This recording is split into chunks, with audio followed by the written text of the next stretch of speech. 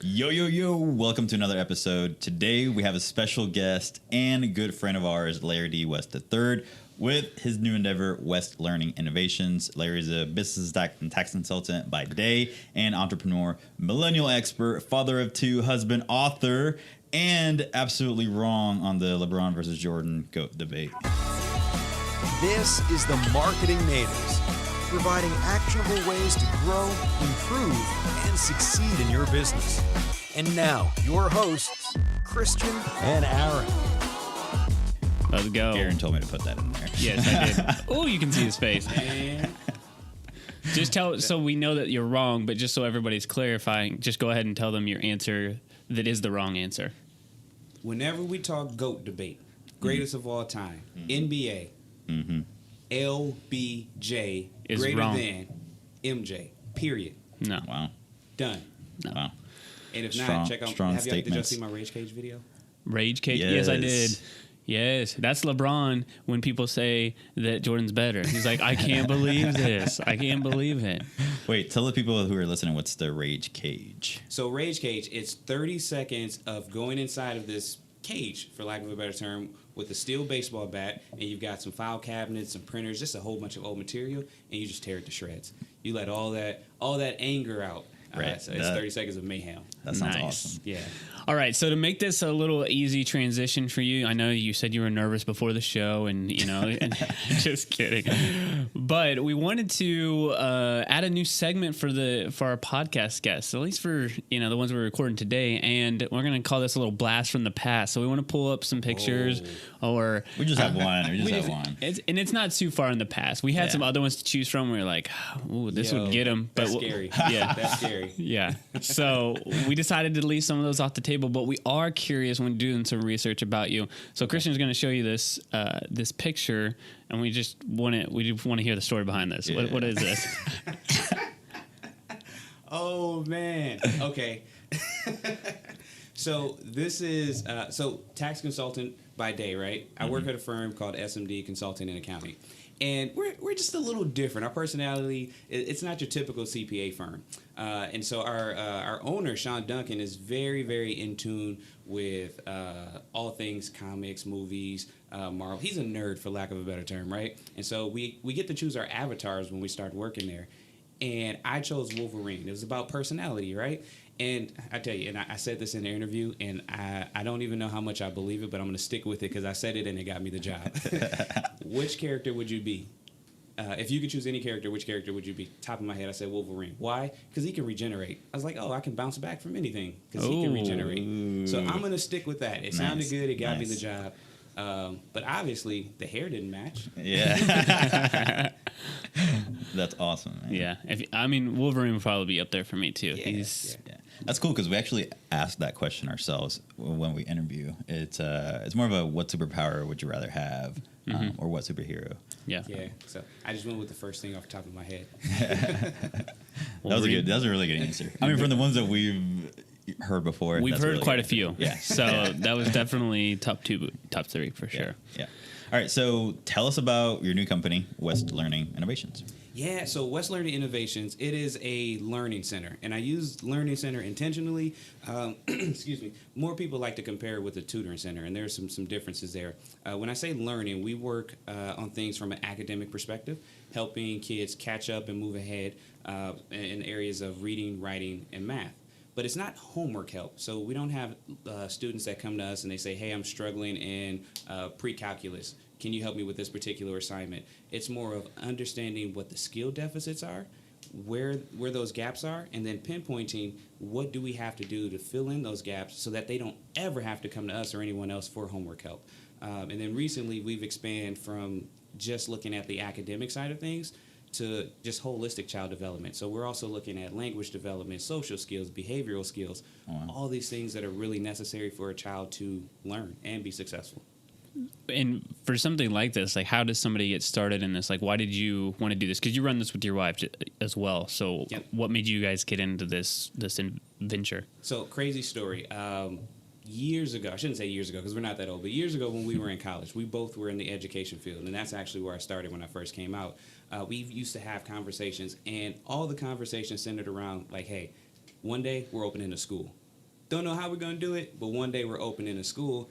I left the education field. She stuck with it as a school psychologist, and we started doing different things. But we were having conversations of, okay, what do we want to do? So we have these kind of around our anniversary time. We have these come together, get your life together, get our relationship together conversations, and we talk about what we want to do in life. And we had a really serious conversation. Okay, can we really start a school, and what can we do? Because she was seeing some things as a school psych that just didn't sit well with her in terms of the population that she worked with, kids that are autistic, ADHD, emotional behavior, all those things. And then I was seeing some things from the school district side just from talking to people and having friends that I didn't like. And so we started talking about how we can make this thing work. And that's where West Learning Innovations was really born. And we just went full force with it. How do we do this, do it our way, and put forth a method that we know works, and really start to get results and change the lives of kids everywhere. That's awesome. How does West Learning Innovations maybe differ from these other centers that you have around here? I don't want to shout out any names, but I mean there is competition. Yeah. So how do you differentiate yourself from them? Yeah, so on a few levels, the primary way is that we do all one-on-one instruction. We don't do a 2-to-1, 3-to-1, 4-to-1 model, and that's very intentional because we really like to drill down and hone in on what's going on with that particular learner. On the second set of things, we use a very specific process and very specific set of procedures. We integrate things like precision teaching, direct instruction, behavioral management, wrapping all those things together to really get results. And it's all scientifically driven. Not a lot of other centers do that. It's more about the feel good, right? What do we think would work, or changing all these different things. But we measure every single thing we do. So if a child isn't learning, given the specific set of instruction that we've just delivered, then we pivot and we do it in a way that does really fit that particular child. That's cool. And then the last thing is it's a money back guarantee. So if we don't get the results, we refund tuition, which hasn't happened yet. That's a good thing. That is a very good thing. So what's the most rewarding part of that job then? I mean, because like you said, it's very systematized with what you do, and obviously there's some really cool things from that. But what's the most rewarding? The most rewarding part is really when you get a kid in that is truly struggling and parents just don't know what to do. We've tried this, we've tried that. I can't get resources to the school because they don't quite qualify for special services. And we've tried everything at home, and this is my last thing. That's when we get those students in and we can actually change those lives, change those perspectives, and then show parents just tracking the data week by week and month by month, the results that we're having. It is amazing. Kids are doing well, the parents are, and that's one of the most important things, right? So we work with kids, but then it's also about making the parents and caregivers feel good and more confident in the solutions that you're providing, because they're investing, but they're investing for their kid, and that is amazing. So from that, the way that you were explaining it, it made it seem like that people looked at this as like a last resort when they not necessarily should, but like, hey, we've tried everything else. We've tried this, and it's just more of like, I don't care how much it costs. I don't care what I have to do. I don't care what the commitment is. I just want my kid to be able to read, or I want them to do that. And is that the case, or like, where do you guys usually meet people or kids at, or parents at rather? That and this isn't a real statistic, but I'm gonna throw it out there. Probably 90% of the kids that we have been the last resort, because parents have tried to get resources through the school. Most of the kids, they don't quite qualify for special services, right? So they don't get interventions through the school besides the after school tutoring. And the reality is, if you have a teacher that doesn't deliver instruction in a way that particular student learns, to have them sit after school with the same teacher to deliver the same instruction is like doing the same thing over and over and expecting different results. Yep. They'll go to other more, dare I say, mainstream tutoring centers and try those services, but then they end up spending just hundreds and hundreds of dollars month in and month out, and the services don't change because a lot, not all, but a lot don't necessarily use real hardcore scientific data-driven methods to deliver instruction. And so that's where they find us. It's kind of that last minute or that last resort of, hey, I've tried everything else. I've either heard of you through a friend who's tried the services, or we've run into them just via networking or different things like that. And so they give it one last shot. We're like that last hurrah. And the results that we've had, they've been phenomenal. They've been phenomenal. And then our intention isn't for kids to stay with us long term. So we don't plan on seeing kids for 12 months, 18 months, 2 years at a time, because if that's the case, we're probably not doing what we're supposed to do. So there's a set amount of time that we expect our kids to stay with us before they're able to move on and be at or above grade level. So you've done, I think, multiple entrepreneurship type endeavors. What do you think has been, it could be with West Learning Innovations or with something else in the past, your biggest struggle when it comes to running your own business? Staying focused. That 100%, without a doubt, it is staying focused. And this is, I'm speaking for me personally. I get very, very excited about things, and my mind clicks, and I'm like, hey, I don't have to sit down and plan it. Let me just go do it. And I have a high level of confidence, a high level of ambition, and so that, compared with the focus that's necessary for entrepreneurship and the commitment that's necessary, that could become a problem because every shiny little thing looks amazing. And right. I've run down some rabbit holes that I probably shouldn't have run down. And I gotta, you gotta reverse out and try to pivot, but really, truly staying focused. And that really comes from understanding exactly what the end game is. And the end game for everybody is different. That could be lifestyle, that could be money, that could be status. I mean, it could be a multitude of things. And I don't judge people for whatever their end game is. But when you figure out what that end game is, you backtrack of how can I facilitate this particular venture or ventures to get there. And that's where the focus, I think, will really drill in. Very cool.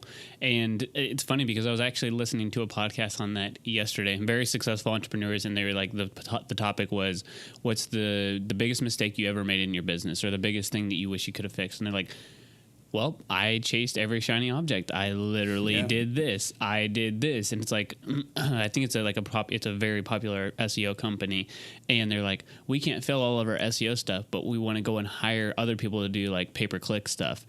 And yet you can't fill all the orders for SEO. We could just hire more people for SEO and grow that. And instead we're just like, no, this is shiny. This is cool. But I think that's just an entrepreneurial mind. Because, I mean, I know that I like to do that stuff too. Luckily, I have a Christian over here who's like, well, we should probably slow I think that's what I was going to say. huge. Like a good partnership, definitely keep those checks and balances in place. Because I mean, if I would have let Aaron follow every shiny object, we'd be in a different place. I don't know if we good or bad, but that is huge. Sure. And and I'll say, I think that this is why West Learning.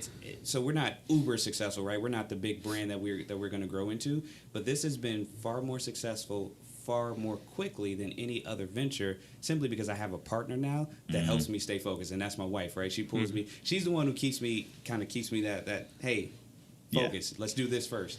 And I think that's why this is going to be far more successful than anything we've ever done. So with your other ventures, she was just more of a supportive wife more than she is as a business partner. Yep. Gotcha. Yep. So she's but like, I'll say she did try to tell me a few times, but I didn't listen. Now she's more invested in this. We're actually going in on this together. She's like, nope, we're not doing it that way. Bring it back, Larry. dang. That's funny. So we're halfway through. We're recording this in June of 2019. What is the rest of 2019 or even part into 2020? What's the vision for West Learning Innovations? Yeah, so our goal, our vision is to really grow and have at least 30 students recurring every single month by the time we reach year end. We want to make sure that we don't renege on that money back guarantee, right? We want to make sure that record stays clean. And then this is the year of constant learning and improvement. So we're doing tons of training. I was telling Christian before the show, we've got 2 or 3 conferences coming up, and then hiring a staff member. So growing, hiring a staff, and constantly learning and improving. That's exciting. Yeah.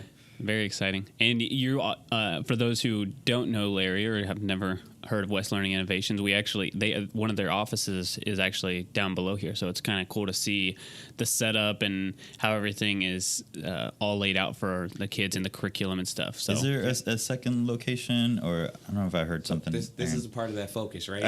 Okay. We are planning a second location, and my wife is probably going to kill me for revealing this, but this is going to be a center that focuses exclusively on the toddlers. So we're talking ages 2 to 5 before they even start school, and most of them will have severe behavior, severe autism, and emotional behaviors, different things like that. So we're providing that buffer of getting them prepared for school. Most of them have gotten kicked out of daycares or kicked out of preschool programs, so we're going to provide a solution to make sure that they are successful as well. Very cool. And you guys are like what school district is your wife teaching in? Did you say that? Like, yep, she's in urban ISD. Oh, okay, got it. Okay, so the west part of the Metroplex for those not in the Dallas area, just a little bit west of Dallas. All right, so kind of shifting gears here. I want to. Oh, this is scary now. Yeah, we told Larry. See, like I said, guys, he's a little bit nervous. This is his first time on camera. I'm just kidding. He's done a ton of stuff with us and on his own too.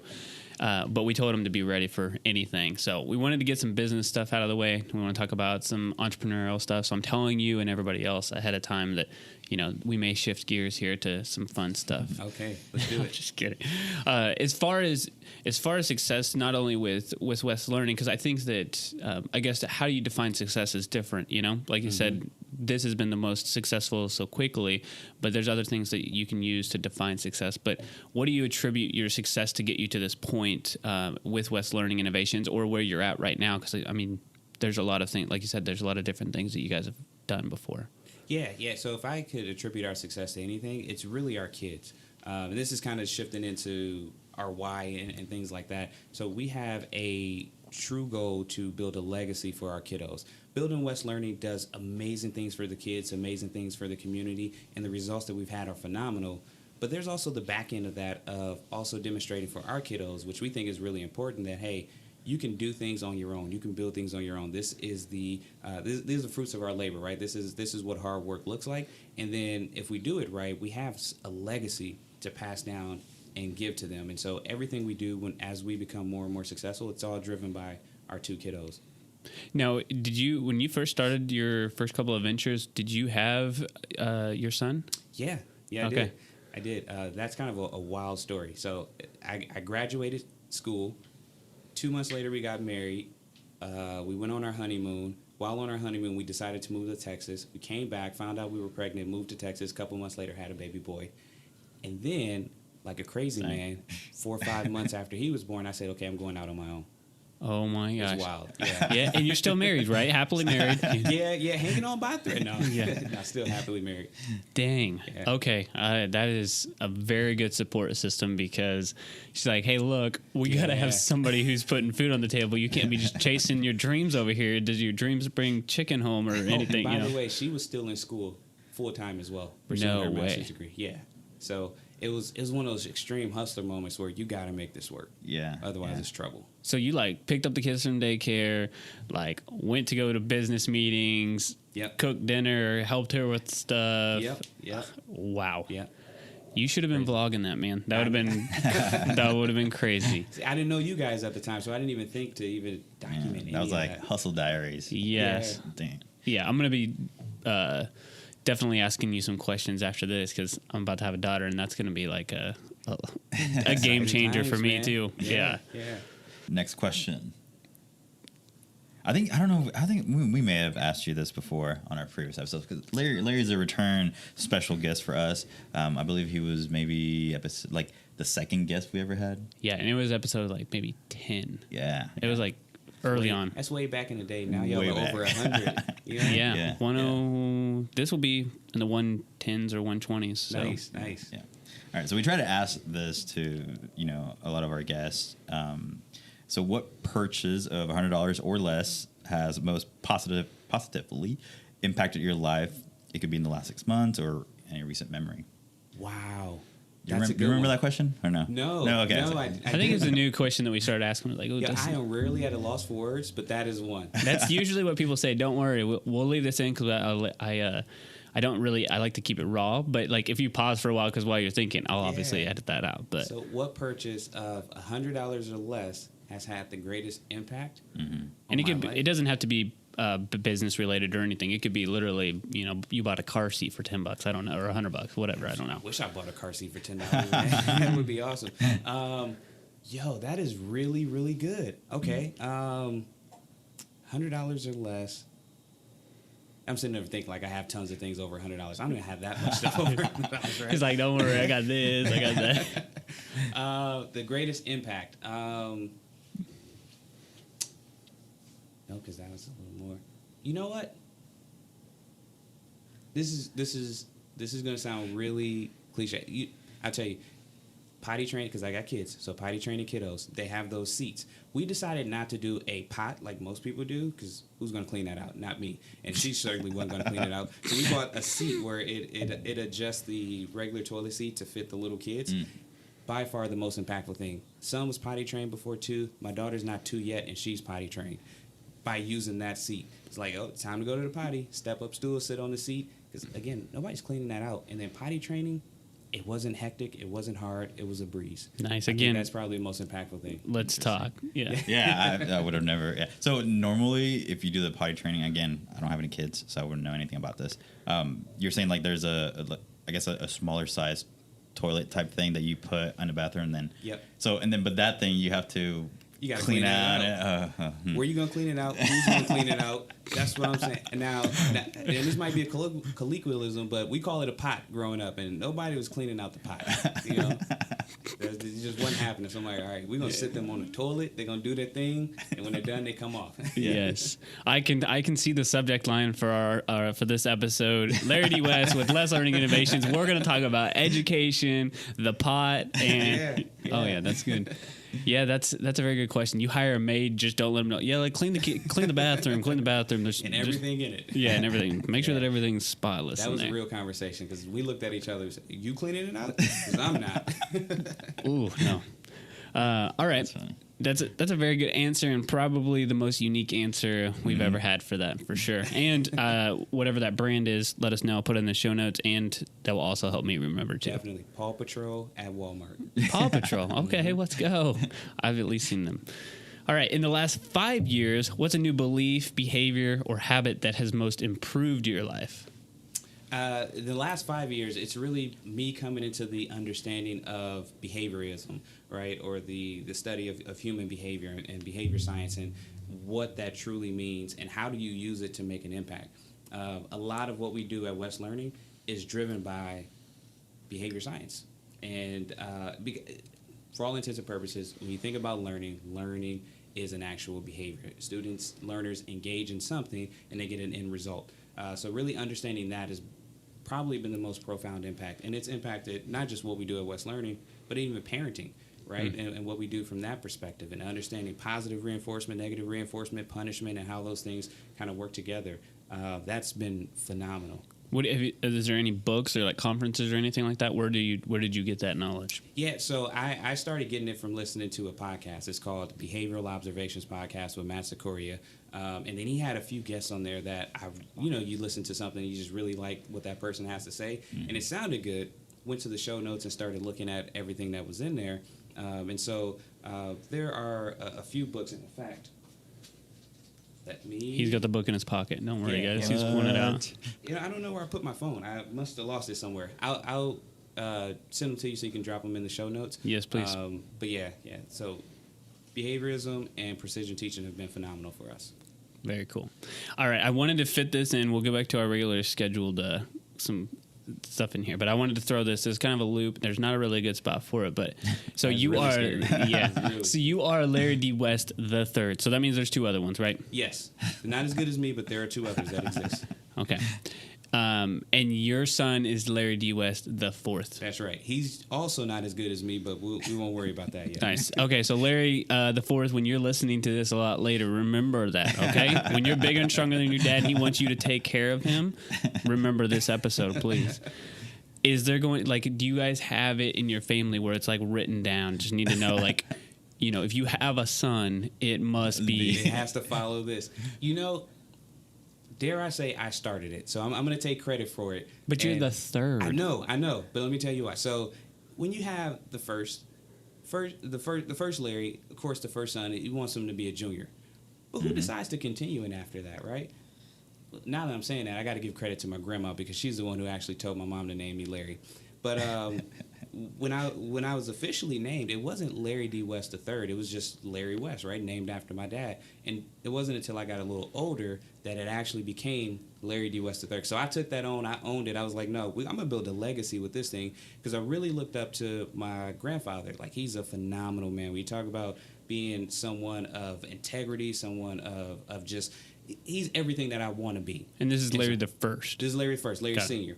And so that's when I really took on a strong meaning to the name. And then after that, it just became a Larry D. West III. Like that brand just became something to me. And so I carried it on. And again, just being a little egotistical, I say, yo, it doesn't matter who it's by. This is before Preston and I ever met, right? So it doesn't matter who it's by. When I have a son, it's going to be Larry D. West IV. If she can't accept that, we ain't meant to be together. Like, it's over, right? That's a deal breaker. Doesn't matter. We don't have to be in love. As long as our son is Larry D. West IV, that'll seal the deal. Does she agree with? It took a while. Okay. But I wasn't moving off of the point.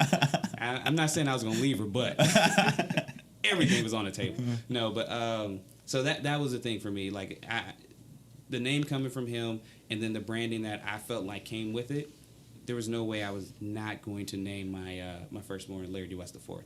Now, whether he continues that, that's where you put him in the will. Like, put a little muscle in there. It's like, son, do you want to be in the will? Yeah. Do you want anything? Because otherwise you're out. Do you want West Learning to come to you? Because I could just sell it to someone else, right? So. Exactly. But LD3, see, that's what I would do. Is, you got like RG3. Great football 3. And I feel like he stole that from me, too. Yeah, he did. Yeah, he probably did. But I just see LD3, like, that's got to be an amazing receiver or, like, somebody, like, baseball player, football player, basketball player. It's like, man, did you see LD3 last weekend? 6 catches, 180 yards. Yeah, we can hear it now, man. Yeah. So maybe that's what they'll do for, the 4th. Who knows? I hope so. And even for his son, that will be the 5th. I'm just projecting, right, saying that he's going to have a son. Yeah. You don't even see or hear that anymore. You don't really hear anything after the 3rd now. You guys trying to be on the Today Show? Are you trying to plant something to be on the Today Show? Planting seeds, man. See? Staying focused. I'm just planting seeds right now. Very nice. Your wife must have thought of this. All right. I just had to get that out of there. I was just really curious. Wanted to let other people know. Plus, I think you're the only person I know who has the 4th. I've heard personally. Of some 3rd. I've heard of 4th, like back in like old time days when they had King Henry. This is King Henry the 9th. Hello. They even had 18s. Like, whoa, that's intense. Yeah. Those people were all related, like, weirdly. So I think you're okay. Yeah. All right, so let's reel it back in. I don't know why we had that question up there. We should have had the very beginning. No? What, the layer? Yeah. Oh no, I moved it. Well, it should have been up there. Yeah. But I just feel like that picture was just going to throw him off for a lot longer. We would have went on a tangent and never been able to talk about business at all. Gotcha. Oh man. All right, so what do you think you wish you had known when you started out? And this could be your very first, venture or company, or with West Learning Innovations. Something that probably a lot of people say, but I feel like it's so true, that failure is okay. And you got to say it like slowly. Failure is okay, because we live, like our generation is more of, right, we put up this facade, all these filters over who you truly are, and nobody ever showcases the failure. It just started to become a thing where it's content driven, where you can market it now and you can show the road that you took to get there, and people appreciate it. But at first, you go back 2012, 13, 14, when I was just coming into these ideas, failure was not an option.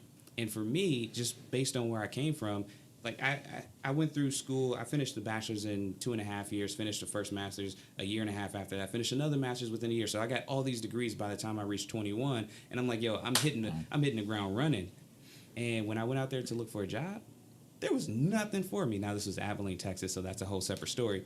But the point is, like, that was the first, as an adult, as someone who just graduated school and just coming into his own, that was the first failure that hit me like smack, like a ton of bricks right there. And I'm like, what do I do? But it's okay, because you kind of learn from those things. And I learned at that point, like most people do, schooling isn't everything. You got to go get the experience. Not only is experience what you need, but you also got to have an opportunity or a way to talk and communicate with people. But all that to say, failure is absolutely okay. It's about how you rebound and you come back and you try it again. I failed at tons of different ventures. I'm going to still keep shooting my shot until I make them. Right. I was going to say, and I don't even think you're not even 30 yet, right? Nope. Exactly. So, you could screw up for literally, we could all screw up for the next 30 years and still, or 20 years or whatever, and be like, oh yeah, he finally did something. He's, 50, he's not even 50 yet, and he figured it out. Like, absolutely. And that's all people will remember. They won't remember all the, you changed these many different times, or I saw you do these many different things. It's like when that one thing hits, whatever it is, that's what you'll be known for. Yeah, absolutely. And that's very true for like artists or anything like that, but especially business owners. People are like, oh, who is this guy? And there's a guy in Dallas. His name's, I think it's Matt Crosby. And nobody knows who he is or what he does. And I know of him just because of what he did now. But he had a little tech company. He failed at a bunch of ventures. And then he created something called like SoftLayer, which is just a cloud-based system. And I ran into him, just had a conversation with him, and he's like, well, I just created this company, it's like my third time, and he like failed at all these other things. Anyway, he sold his company for $2.1 or $2.3 billion to IBM, and he's just some random dude who failed like crazy in Dallas, but to this day he's still the largest tech acquisition or the tech sell in this area. That is awesome. That is awesome. So, and he failed like crazy. Without those failures, he probably wouldn't have created that company to have an opportunity to even sell it off. Mm-hmm. Yeah. Exactly. Yeah. But we got to embrace the failure. Like, nobody wants to do that. So do you think for you, that first, I don't know if it's a failure or not, like not to necessarily like find a job, but like, do you think that was a catalyst to your entrepreneurial like push? Or did you already have like entrepreneurial ideas growing up, or how did you? Oh no! Well, okay. So I had entrepreneurial ideas growing up. High school, I sold candy. I'm not going to use the word illegal. It just was against the rules in high school to sell candy. So that was kind of my first venture. Did you have the jacket like would open it? How my wife and I met selling candy. You give her that like sugar daddy. Hey, I'll deviate really quick to tell this story because it's fun to me. So she transferred from another school. I was selling candy in school at the time, and so she came into our keyboarding class, our piano class, and she had Skittles. And so I walk over there, and I'm thinking she's cute already, and I'm like, yo, what's gonna be my line? How am I gonna shoot my shot, right? So I'm going through all these different scenarios. So I walk over there and I say, well, where'd you get those? Because I'm the only one who sells candy in here, and I haven't met you yet, right? Corniest thing ever. But from there, it was history. And I would also say this: she never came in with candy that wasn't bought for me anymore after that. That is exactly right. So, but that's entrepreneurial. The thing that pushed me into understanding that I didn't want to work for anyone anymore was my first job out of college that I got at, I'm not going to say the university, I'll just say I worked there as an academic advisor. And it was a horrible experience. Like year one was good, but when year two rolled around, there was so much micromanagement. There was no freedom, no flexibility, no autonomy. Like you had to fit into a certain box and do things a certain way for this particular manager. And I just hated it. I hated it. Like I walked away from that job. I quit. And we were planning a wedding at that time, and I quit that job. Wow. I'm crazy, guys. I was going to say, so if you want to do something crazy, definitely talk to Larry. He's like, yeah, I have a kid. I'm going to be an entrepreneur. Yep. I'm planning a wedding. I'm quitting my job. Yeah. And again, at the time, my wife was still in school. It's crazy. And wow. Yeah. We need to really have this episode or another episode with you guys. Bring her on in probably about 6 months and just, let's have a recap of West Learning, but really get her side of the story. You're like, yeah, I walked over to her and the rest was history. And she's like, no, this guy annoyed me for like 3 weeks and would not stop trying to sell me these Twix. I hate Twix. It may or may not have gone that way. I'm just going to say. Yeah. The first time I went up there and she just loved me. Like, yeah. To me, it was love at first sight. To her, it may have taken a shot or two to get there. Right. That's cool. All right. So this is something that I'm always interested in and always take notes about, and that is something that you're currently binging on Netflix. What do you guys have Netflix first? Yes. Okay, cool. Yes. What are we binging on? Well, Black Mirror just came out, so we just went through the whole season, which was really good. It was better than, I think, season 2. The way it started off. So Black Mirror on Netflix. What else are we binging on there? On My Block. That's a really good one. What's that? So it's this show. There's I think it's a group of 5 kids. It's set in LA, I believe. Kind of this gang controlled territory or neighborhood. And there's just 5 kids that are growing up, trying to find their way. And it's really goofy because it reminds me of when we were younger coming up. And it's a bad neighborhood, but it's not a neighborhood where you feel like you fear for your life, right? You're just growing up and going about life, and they just go through all kind of challenges, whether that's relationship stuff. They found this heist money, and so they're trying to figure out how to wash dirty money that was it was a heist like 30 years ago. Somebody buried the money. These kids stumbled Oh, I upon heard. it. Okay. Yeah, so they're trying to figure out how to wash the money and so they can use it to help their friend Caesar get out of a bad situation. It's crazy. Sounds like you're invested. Yeah, I'm all in. Come on, Caesar. We got to get Caesar out. We got to get Caesar out. Then we're just new to this train. We just got on Hulu, so we're binging Handmaid's Tale now, which is never heard of crazy. I'll say it because I don't know anybody in Utah. I tell you, Utah reminds me of Gilead. That's all I'm going to say. We're going to get people are going to find our P.O. box and send a hate letter. Don't ever let that Larry D. West guy in here again. I'm from Utah, and Utah. Shout out to Utah. Utah was beautiful, but I'm going to tell you, I was like, yo, am I living in Gilead somewhere? Like, that's crazy. But yeah, so that's what we're binging now. Very cool. All right. I always try to see if we have any bonus questions. And we've never done this, so I can edit this out too if you like. Are there any questions? And I've heard this before on a couple of podcasts. Kind of cool. Are there any questions that you have for us? Yeah. I don't know if I like this. Yeah. So I've heard it one time. Tables have turned now. Yeah, it was a very I can't remember the exact episode, but they turned the table and was like, okay, for the last question, let's treat this as you ask one question, and it just throws the other people for a loop, which is why I didn't tell Christian about it either. Otherwise, he would be kind of thinking about it. Yeah. So if there is anything, otherwise we'll just cut it out, and I got something to roll to. But, oh no, let's go. Okay. So you get one question. Just make sure. I had them loaded up, man. It's like six of them. So here's a good one. Y'all have been friends for a while, right? Mm-hmm. Way back to college, before college or in college, right? Right before college. Right before college. Okay, so y'all known each other for a while. What is the craziest thing Aaron has done? Chris, this is your question. Craziest thing Aaron has done? And then Aaron, what's the craziest thing Christian has done? No filter, no holds barred. Go. Okay, that's going to take a second to think about, too. The craziest. The thing is, like, there's a lot of illegal stuff that I don't know if we should talk about. No, it wasn't illegal. It's kind of like that candy thing. Like, it was just frowned upon. It wasn't illegal. We just, nobody was going to jail for it. Yeah. Okay. Yeah. That we know of, yeah. Not yet. Well, yeah. Not till the podcast comes out. What's the statute of limitations for stuff like this?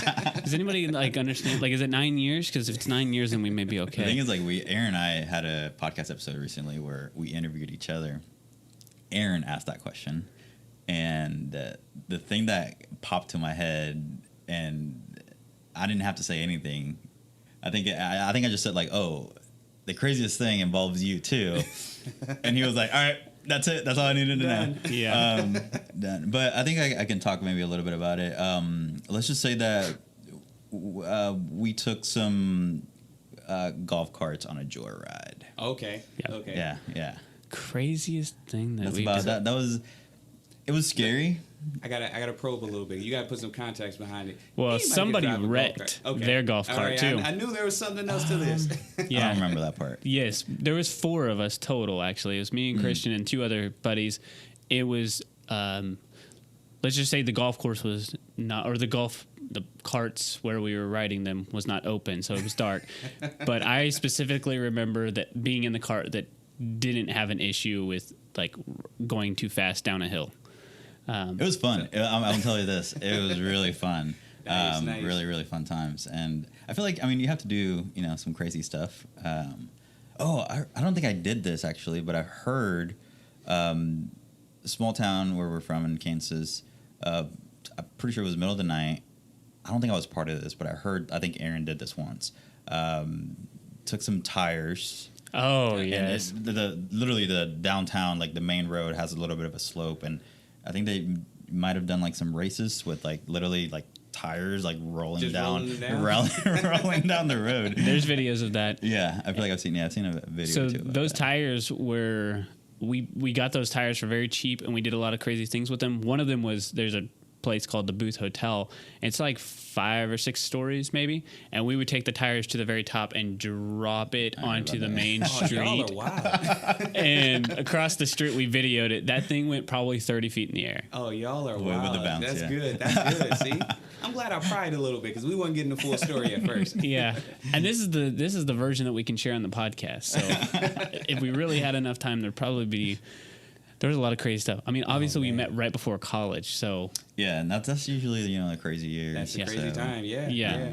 Everybody knows you're in bed by 9. You're always, making sure that your schoolwork's done. You're up at 7. That's pretty much the way we lived our college lives. So if your mind can imagine, Christian was loving math. We were working on, we actually did have a couple classes together at a big university, which is weird. But we were always working on math, and we were always, just doing stuff. Doing college stuff. Yeah. We'll leave it right there. Just doing stuff. That's doing it. stuff. That's it. Studying. All right, that's a very good question. And actually, that turned out that was as good as I expected it to be, which was good. And I was like, Larry's like, without a beat, yes, I got a question for you. That's awesome. All right, thank you guys so much for listening to another episode of the Marketing Natives. Thank you so much for Larry with West Learning Innovations jumping on here. If you need help with getting candy, make sure you give a shout out to Larry. We're going to put his information in the show notes, and we are going to actually, Larry, before we go too far. Yeah. How can people find out about you before I just put all this stuff? I was going to put your phone number in there so they could call you about the candy, but we need it. How else? That's right. So, candy and educational results. You just give us a call. So, give us a call. Our number is 469-929-3344. We'll schedule a complete evaluation, a complete assessment, figure out what's going on, and then put together a plan to make sure we get your learner caught up or moved ahead. Awesome. And we'll also have links to their website and social accounts there too, so you guys can connect with them there. Ooh, I should say something really quick. So we're westlearning.org, O-R-G, not .com. .org. Yes. Got it. Whenever you're searching for that. And then make sure you check out Larry's Instagram stories. They're always pretty motivational and inspiring for the little ones. And I know I enjoy looking at that. So make sure you go check him out on social. And if you are listening to this for the first time, we hope you enjoyed this episode. Make sure that you subscribe so you don't miss any of our episodes. In the future, rather, this is kind of a special episode. We do interviews. But on the other ones, most of our episodes are very topical, and they are very time sensitive with what's going on with social. So you want to make sure you subscribe so you don't miss on that, and you can stay ahead of your competition. And if you've been listening for a while, make sure that you go leave us an honest rating and review. And like I said, we're going to check it once a week and make sure that if you did leave one, we're going to give you a shout out on the podcast. So did you check it this week? Did I check it this week? Yeah. I did not, because I did not check it. No, I did not do it this week because we had Larry on here, so I wasn't going to do a shout out during his. Yeah. Makes sense. Fair. So on the regular episode, we'll give a shout out. All right. Thank you guys so much for listening, and we'll talk to you next time. Bye. The Marketing Natives Podcast is a production of BitBranding.